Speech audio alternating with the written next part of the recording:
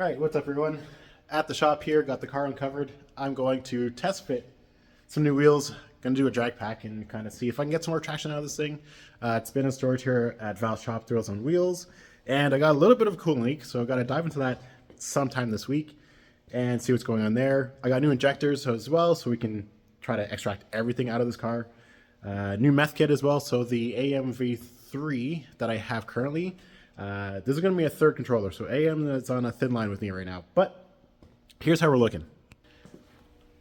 So, got the Jegs wheel on here, going down to a 15, and it fits perfectly. So we're going to run a ET Street R, which is going to be the 255/60/15, so it should just clear everything. Car is lowered 2 inches with I-block springs right now. I may raise this thing up a bit to give the suspension some travel, and that way you can try to hook up some more because it is fairly low. But if I can get this thing to plant well, it should hook up pretty good, and we can kind of really consistently do the 10s that this thing is capable of. So that's a goal. So right now the question is, do I want to paint those to kind of reminiscently look like the GTA wheels or keep them chrome? I don't know. I may plaster dip it just to kind of see how I like it and go from there, but I'm not hitting on this look right now. So that's a plan. We'll continue on later on this week. Going to change the fuel rails as well to get the injectors in, and that's a plan for this week.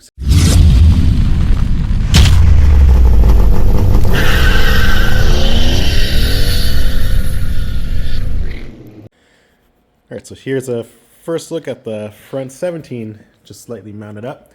I got to order the tire for that, but everything clears well. I don't have to run a spacer, so I do with the factory wheel, just because that is technically a rear tire up on the front with a little spacer. Yeah, I think this will work out well. It's nice and flush, and hopefully that will give me a little bit more bite at the track. But the rest today is going to be now working on the fuel system. So I got to pull the fuel oil out, and we're going to switch the injectors. I believe I have my aftermarket fuel oil kit inside the car, which shouldn't take too long to kind of put that together and space them accordingly. Switch that out.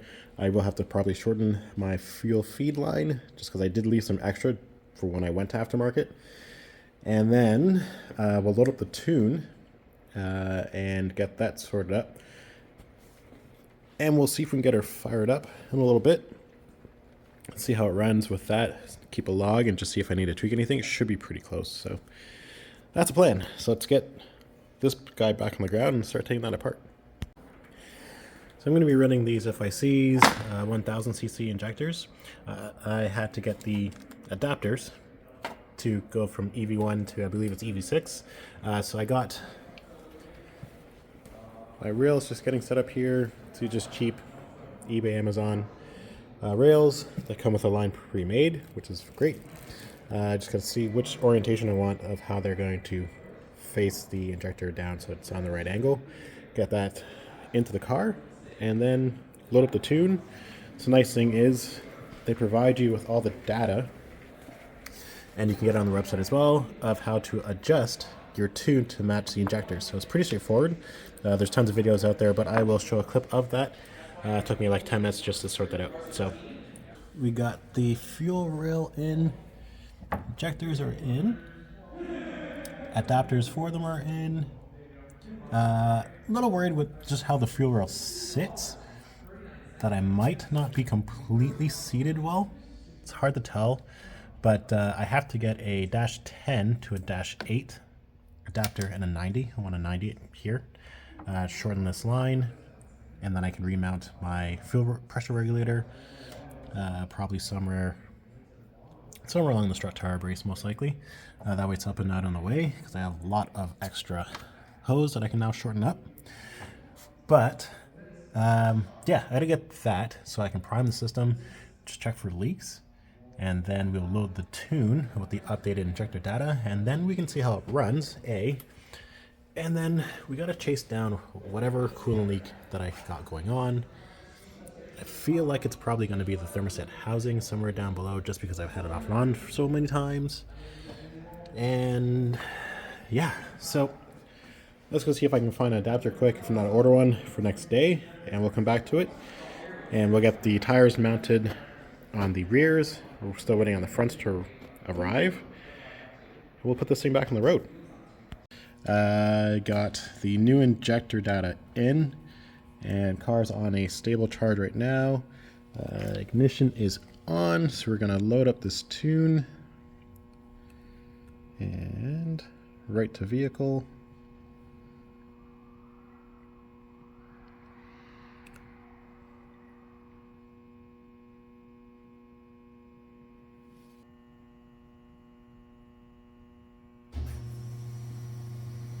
There it goes, and it cleans itself up. Right complete. So then we can close. Back eye down. Shut the key back off.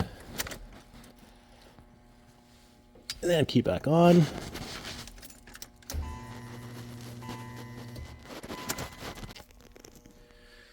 Okay, so we're back. Just going to refire up the car. See, now the battery's been charging overnight, if I have an alternator problem or not. So, and we're gonna test for leaks again. I just kind of seeing if all the injectors were plugged in.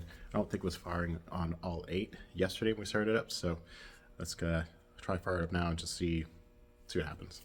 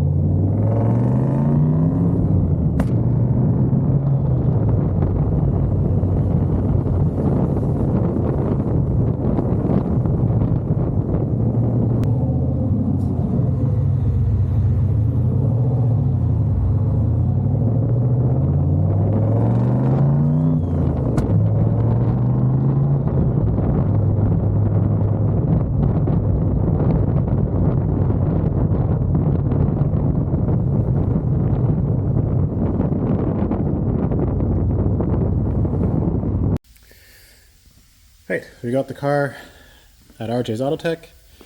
We're gonna pop the wheels off. We'll put on the new somewhere back over there. But I noticed as I'm driving, I gotta find somewhere I'm getting a power short. When I come on to boost, it cuts out like everything and comes back. So it's either loose ground somewhere, or I got something just when it's torqued up, rubbing, I don't know. But it's getting worse, so gotta find that for sure. But first, let's get this thing in the air and switch the tires, and we'll see what we gotta do in terms of like a hub ring or something, and at least measure, get it ordered up. So it's always a good idea, always do a health check underneath the car. So I know we were talking about a coolant leak earlier.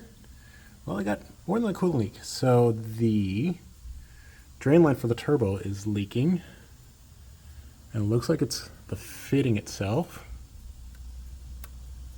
Yep, right there. And then I noticed a coolant leak. That looks like is actually from, hard to see, right here at the water pump, right about there on the fitting. Looks like I got a little bit of a drip there. And then I was mentioning that I noticed a issue with the power wire. I found it. It's dropped down in between the manifold and the frame. And that's where I'm getting that from. So when the motor torques, it presses up on it and rubs it. So I gotta fix that right now. Now I'm not gonna lie. This thing on the wheels, the drag pack, looks absolutely sick. I wanna show you guys what it looks like, but it's up in the air. I'm a little worried that when lock to lock, this is gonna rub in the front with the 17s. I don't know yet until I put it down, but let's deal with the power wire, fix that, and I'll show you how it looks outside when we get outside. Okay, so I found my issue with the power wire from underneath, and I patched it, rerouted it back up.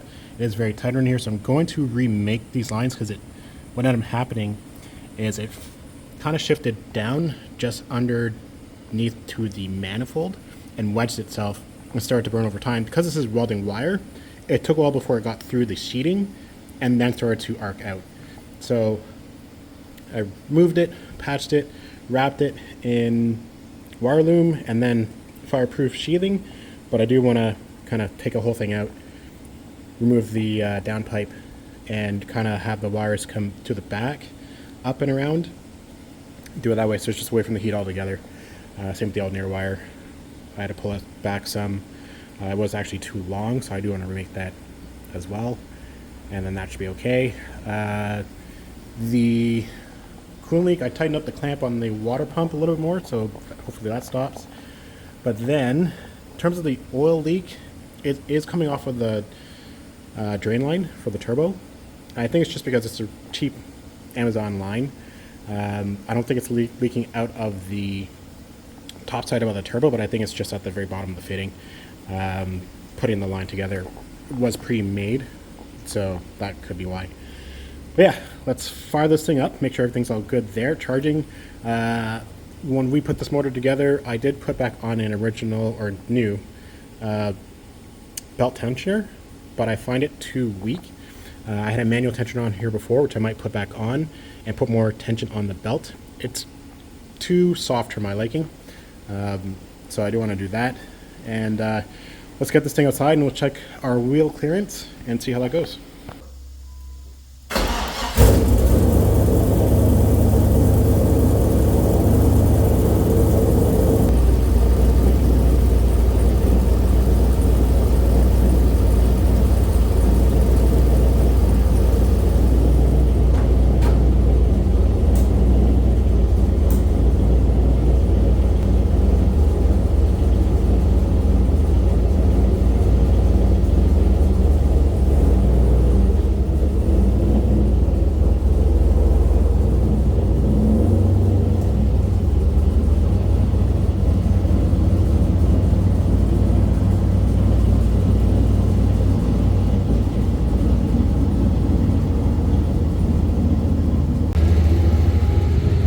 here it is. Now, wheel fitment looks great until you got to turn. So the front's got to come up. I like the stance of the rear, but we do not have much clearance on the inside.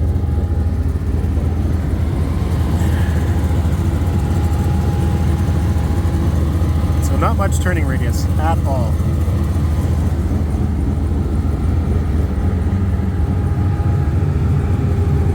But it looks so good.